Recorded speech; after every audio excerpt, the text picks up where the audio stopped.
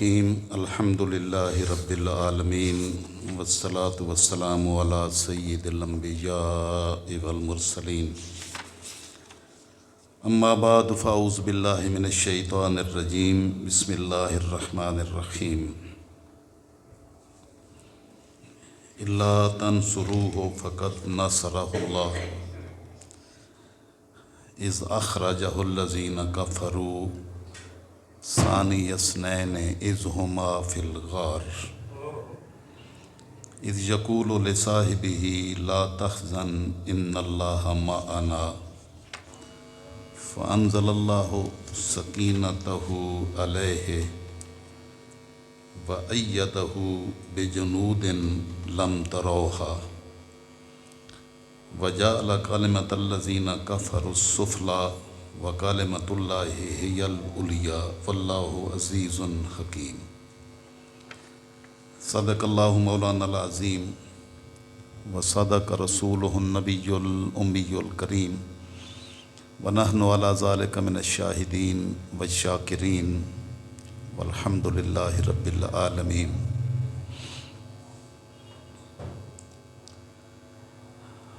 معزز حاضرین و ناظرین و سامعین، اللہ رب العزت کا بے حد و بے حساب لطف و کرم اور فضل و احسان ہے کہ اس نے ہم نے اپنے محبوب مصطفیٰ صلی اللہ تعالیٰ علیہ وسلم کی غلامی سے بہرہ ور فرمایا اور آپ کی ذات سے نسبت رکھنے والے تمام صحابہ کرام، صدیقین، شہداء، صالحین کے ساتھ اس طرح وابستہ فرمایا کہ ہمارے لیے آقا علیہ السلام کی بارگاہ سے نسبت و تعلق رکھنے والا ہر انسان ہمارے دلوں کے قریب ہے اور ہم اس سے ٹوٹ کر پیار کرتے ہیں، اور صرف انسانوں سے ہی نہیں بلکہ ان جمادات سے، ان حیوانات سے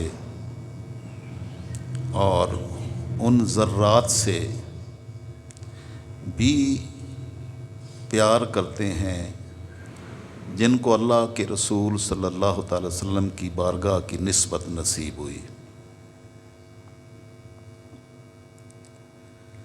جن کو جتنا بارگاہ نبوی کا قرب نصیب ہوا اور جتنا کوئی اللہ کے رسول صلی اللہ تعالی وسلم کی بارگاہ سے شرف غلامی حاصل کرنے میں کامیاب ہوا، اس کا درجہ اتنا ہی اللہ رب العزت نے بلند فرمایا۔ اللہ کی بارگاہ میں عظمتوں کا معیار اور اللہ کی بارگاہ میں شرف، وقار، عزت، تمکنت اور مقام و مرتبہ کا اعتبار سید الانبیاء صلی اللہ تعالیٰ علیہ وسلم کی بارگاہ ہے، جس کو بارگاہ نبوی سے جتنی صحبت نصیب ہوئی، جتنا قرب نصیب ہوا، وہ اتنا ہی اللہ رب العزت کی بارگاہ کے قریب ہوا۔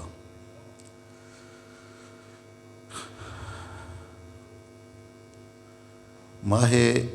ربیع الثانی 22 جمادی الثانی کی تاریخ کو اس عظیم ہستی کا وصال ہوا جس کو امت مسلمہ صدیق اکبر کے نام سے یاد کرتی ہے۔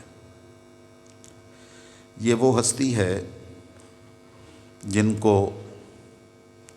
اللہ کے رسول صلی اللہ تعالیٰ علیہ وسلم کی اتنی قربت نصیب ہوئی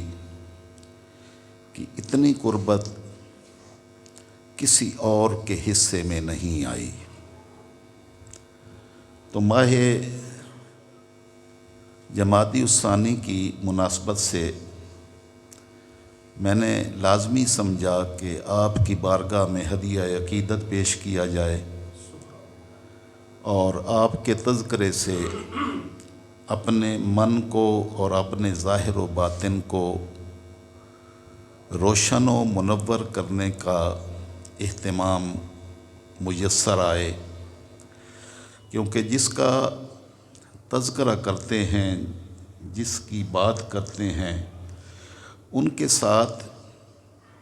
بندے کی لائن مل جاتی ہے، اور صحبت کے لیے وجود کا اس جگہ پہ ہونا ضروری نہیں ہے۔ زمانوں کے فاصلے کتنے ہی کیوں نہ ہوں اور مکان کے فاصلے کتنے ہی کیوں نہ ہوں، جن کا تذکرہ اپنے دل سے کیا جائے ان کی ذات کے ساتھ اللہ لائن جوڑ دیتا ہے۔ تو ہمیں بارگاہ نبوت صلی اللہ تعالی وسلم کی صحبت حاصل کرنی ہو تو ان ہستیوں کے تذکرے بھی اس میں معاونت کرتے ہیں جنہوں نے ساری زندگی صحبت رسول صلی اللہ تعالی وسلم میں گزاری۔ فضائل و مناقب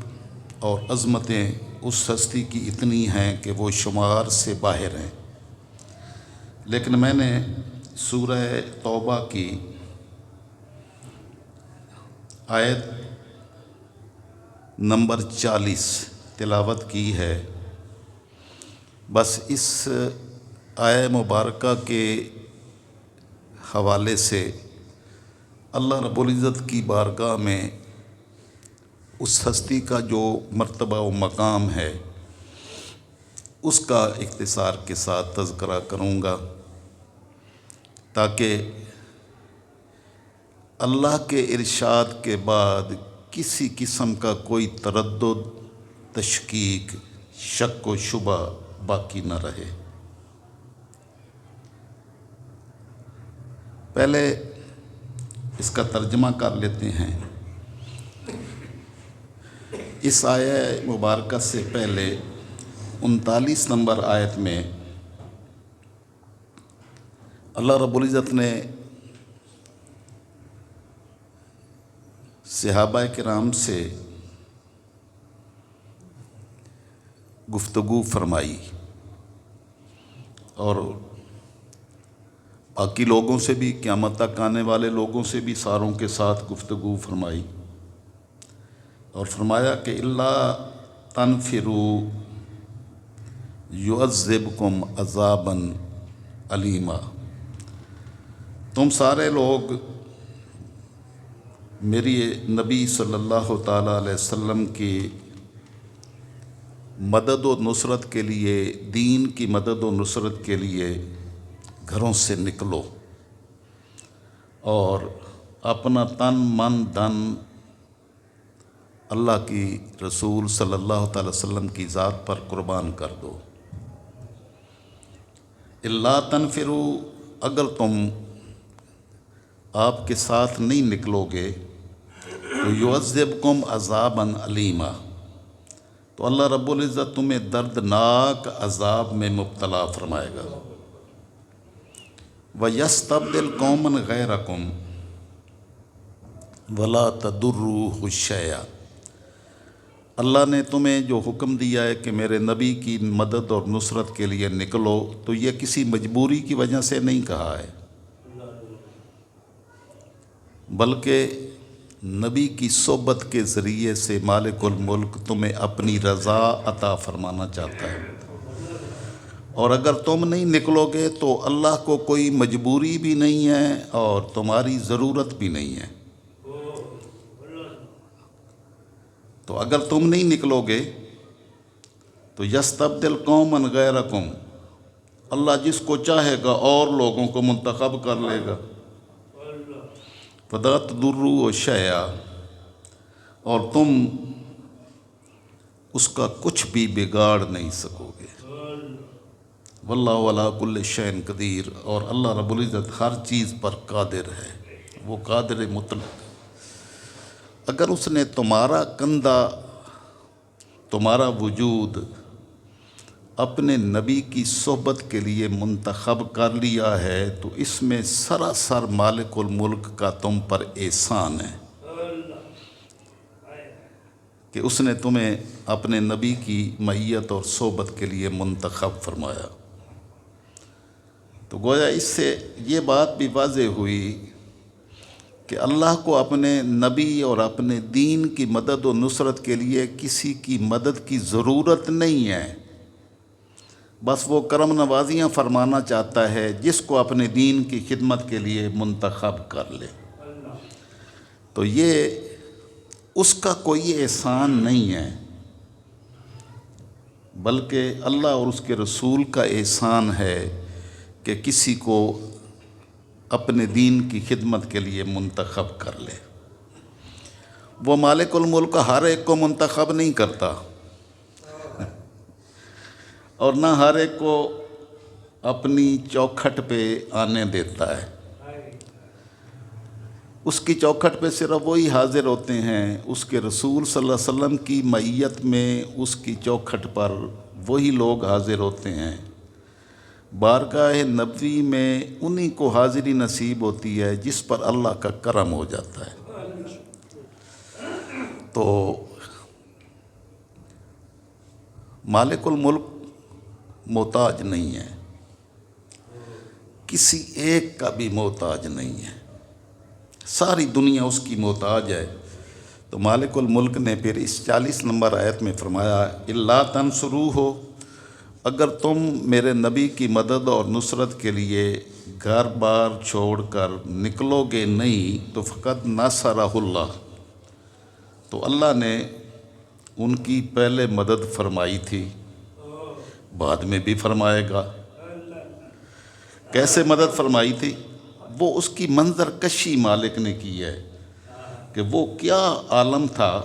جب سید الانبیاء صلی اللہ علیہ وسلم کو اپنا گھر بار چھوڑ کے مدینہ طیبہ کی طرف اللہ کے حکم سے ہجرت کرنا پڑی۔ اس کی بھی محتاجی نہیں تھی، لیکن مالک الملک نے امت کے سبق کے لیے آقا علیہ السلام سے ہجرت کروائی، اور ہجرت بھی اس انداز میں کہ ساری دنیا کفر جو ہے وہ آپ کو شہید کرنے کے درپے تھی، اور آپ نے اپنی معیت کے لیے ایک ہستی کو منتخب کیا کہ میرے ساتھ تم نے چلنا ہے۔ اب آپ اندازہ کریں کہ اللہ نے اپنے نبی کی معیت اور صحبت کے لیے اس مشکل ترین سفر میں کس کو منتخب کیا؟ تو وہ ہستی وہ تھی جو صدیق اکبر کے نام سے ہم جانتے ہیں۔ تو اللہ نے فرمایا کہ اگر تم مدد کو نہیں آؤ گے، مدد کے لیے نہیں نکلو گے، تو اللہ نے پہلے اپنے نبی کی مدد فرمائی تھی جب کافروں نے آپ کو گھر سے نکال دیا تھا، نکلنے پر مجبور کیا تھا۔ تو اس وقت آپ ثانی اثنین، دو میں سے دوسرے تھے، دو میں سے دوسرے۔ پہلے صدیق اکبر تھے،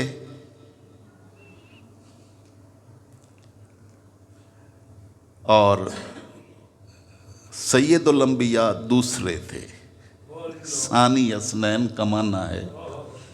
جب کافروں نے آپ صلی اللہ تعالی وسلم کو گھر سے نکالا تو آپ دو میں سے دوسرے تھے۔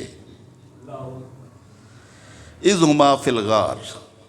دو میں سے دوسرے غار میں تھے۔ گھر سے نکلنے میں تو آپ پہلے تھے، جب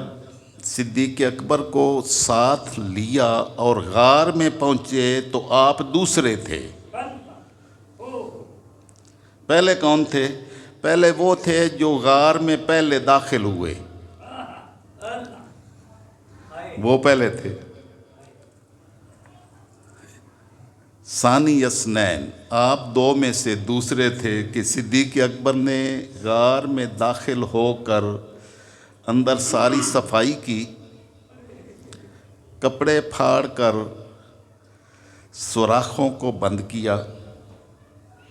اور جو لوگ اس جگہ کی اور اس پہاڑ کی زیارت کر رہے ہیں وہاں کی کیفیت وہ بخوبی جانتے ہیں کہ وہاں کس قدر مشکل جگہ تھی اور مشکل وقت تھا۔ لیکن قربان جائیں صدیق اکبر آپ کی ذات پر کہ اللہ پاک نے اپنے نبی کی خدمت گزاری کے لیے آپ کو اندر داخل ہونے، صفائی کرنے، اپنی جھولی پیش کرنے اور نبی کو صلی اللہ تعالی وسلم کو اپنی جھولی میں سلانے اور آرام کرنے کا شرف بخشا۔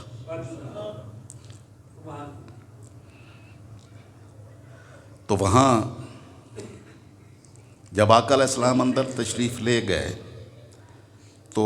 صدیق اکبر کی گود تھی، آقا علیہ السلام کا سر انور تھا۔ اب اس کا تھوڑا سا تصور کریں کہ تاجدار کائنات صلی اللہ تعالی وسلم جو سید الانبیاء صلی اللہ تعالی وسلم کی ہستی ہیں، ذات مبارکہ ہے، اس کو وہ قربت نصیب ہوئی ہے کہ ساری کائنات کا سردار آپ کی گود میں ہے، آپ کی جھولی میں، اور جتنا قرب آپ کو نصیب ہوا اتنی قربتیں کسی اور کے حصے میں نہیں آئی ہیں۔ وہ راتیں جو وہاں بسر ہوئیں وہ سید الانبیاء صلی اللہ تعالی وسلم کی بارگاہ کی صحبت جو اس وقت نصیب ہوئی،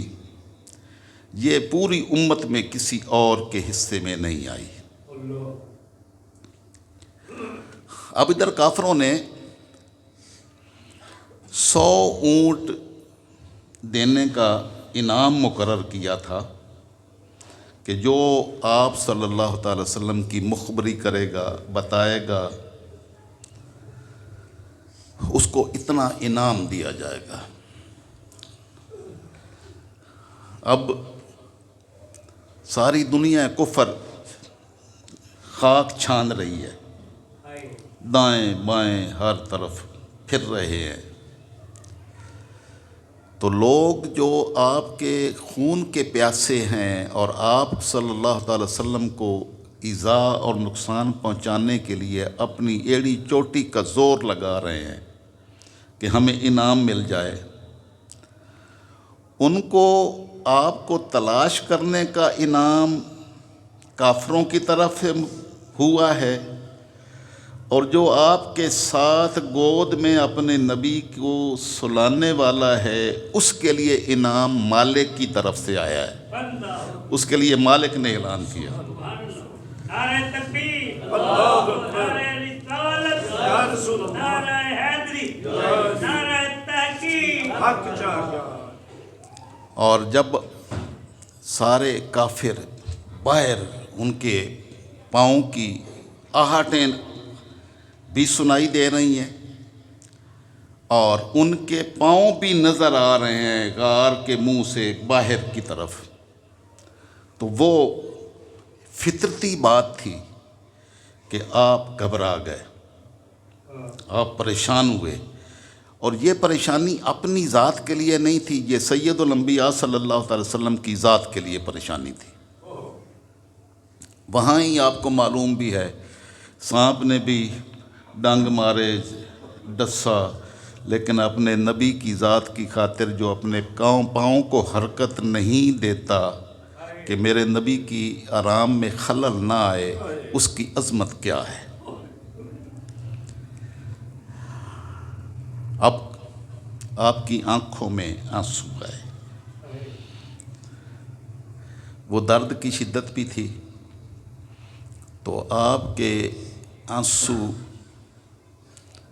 کچھ سید الانبیاء صلی اللہ علیہ وسلم کے چہرہ اقدس پر پڑے۔ آپ بیدار ہوئے، آپ نے پوچھا بھی کیا معاملہ ہے، کیوں پریشان ہے؟ تو سید الانبیاء صلی اللہ تعالی وسلم کی ذات کا یقین کامل دیکھیں کہ انہوں نے عرض کی یا رسول اللہ صلی اللہ علیہ وسلم، اگر کسی نے ذرا نیچے دیکھا تو وہ ہمیں وہ دیکھ لیں گے۔ تو آپ فرماتے ہیں تمہارا کیا خیال ہے اے ابو بکر، یا ابا بکر ما ظنوں کا بِاثْنَيْن، تیرا ان دو بندوں کے بارے میں کیا خیال ہے، اللہ ثالثہما، جو دو اکیلے نہیں ہیں، اللہ تیسرا ساتھ ہے، تو ان کے بارے میں تیرا کیا خیال ہے؟ ان کا کوئی بگاڑ سکتا ہے؟ صرف وہ دو نہیں ہیں، تیسرا بھی ساتھ ہے، وہ دو ہیں، تیسرا اللہ ہے، تو اللہ کے ہوتے ہوئے تمہیں پریشان ہونے کی کیا ضرورت ہے؟ لا تحزن۔ اب یہ آقا علیہ السلام نے ارشاد فرمایا یا ابا بکر ما ظنوں کا بِاثْنَيْن اللہ ثالثہما، ادھر اللہ نے ارشاد فرمایا، نبی فرما رہے ہیں اے ابو بکر تیرا کیا خیال ہے ان دو ہستیوں کے بارے میں جن کے ساتھ تیسرا اللہ ہے؟ تو اس کا مطلب ہے کہ پریشانی کا کوئی تصور بھی نہیں ہو سکتا کہ ہم اکیلے تھوڑے ہیں، ہمارے ساتھ تو ہمارا رب ہے، ہمارا اللہ ہے۔ مالک الملک نے ادھر فرمایا کہ اذ یقول لصاحب